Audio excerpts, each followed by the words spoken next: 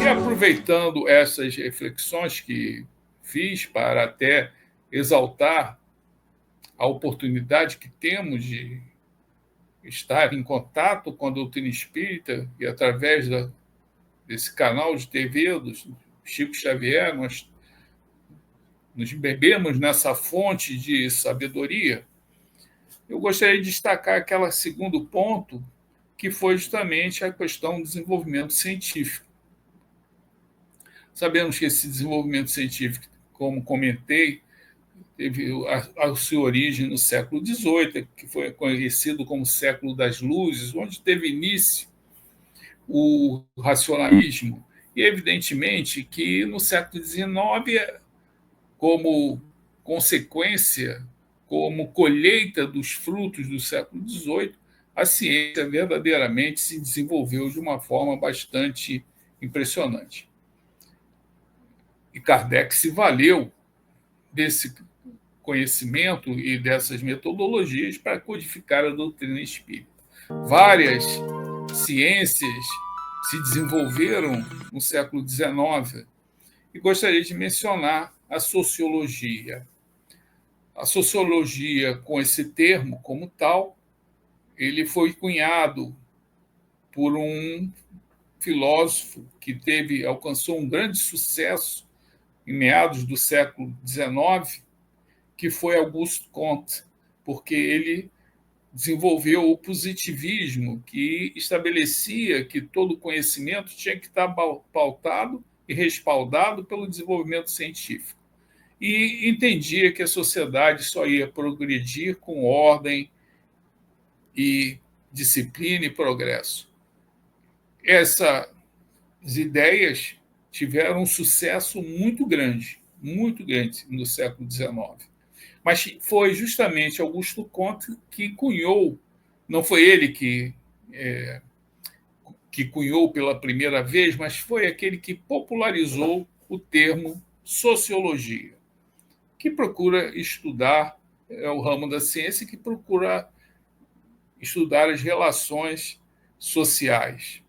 É interessante, só fazer um comentário, que essas ideias de Auguste Comte, elas se desenvolveram se espalharam para várias partes do mundo, inclusive no próprio Brasil, quando aqueles que levaram a proclamação da República, eles eram positivistas, e nós temos na nossa bandeira o lema Ordem e Progresso, que é oriundo, evidentemente, desse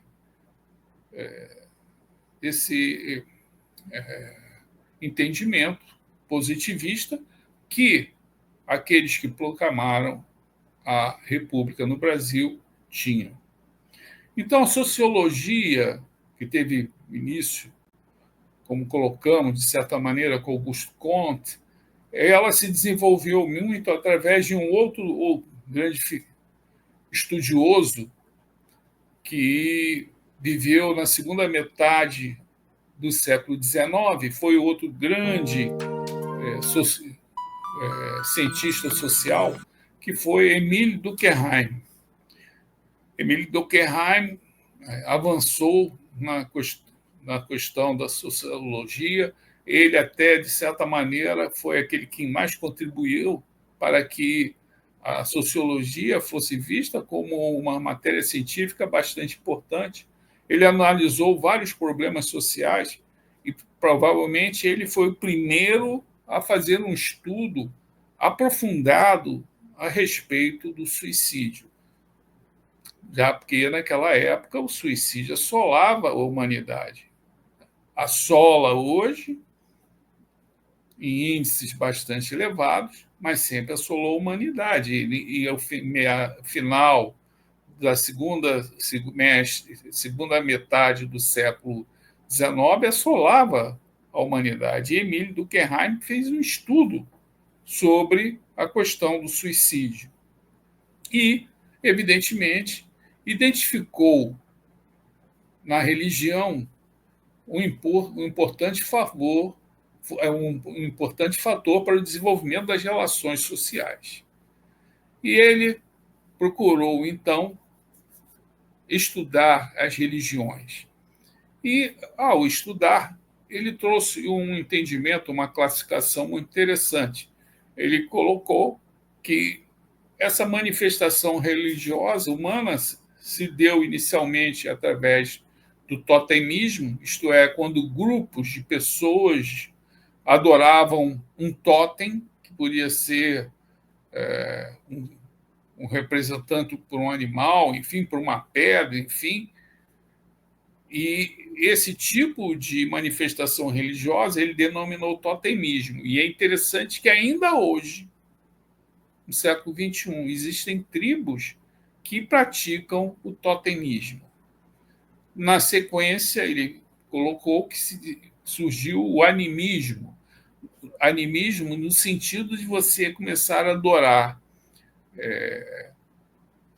almas ou seres que representavam fenômenos da natureza, enfim, ou, ou problemas que pudessem acontecer para a humanidade. Então, eram muitos esses deuses. Evidentemente que, considerando essa manifestação religiosa dessa forma, as sociedades tinham muitos deuses, mas eram muitos deuses mesmo. Era uma quantidade muito grande.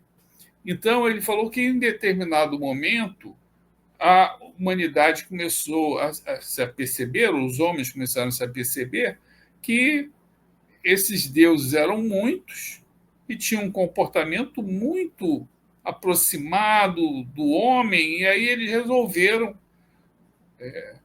limitar o número desses deuses, e aí surgiu a manifestação do politeísmo.